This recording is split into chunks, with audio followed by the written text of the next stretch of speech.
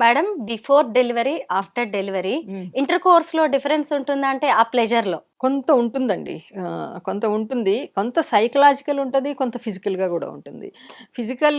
Psychological ఏంటంటే ఈ pregnancy, child birth వీటి ముందు వాళ్ళు ఏమి రెస్పాన్సిబిలిటీస్ ఉండవు. యంగ్ బ్లడ్ చాలా ఉత్సాహంగా ఉంటారు. ఉత్సాహంగా పార్టిసిపేట్ చేస్తుంటారు.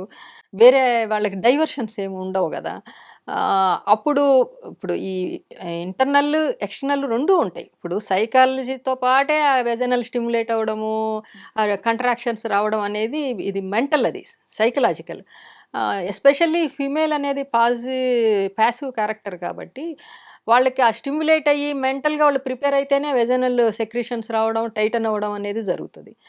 సో, ప్రెగ్నెన్సీకి ముందు, ప్రెగ్నెన్సీ తర్వాత వాళ్ళకి ఉండే చేంజెస్ ఏంటంటే, కొంత చేంజెస్ ఒస్తాయి. అనటామికల్‌గా సిజేరియన్ సెక్షన్ అయినా, నార్మల్ డెలివరీ అయినా గూడా ఒస్తాయి.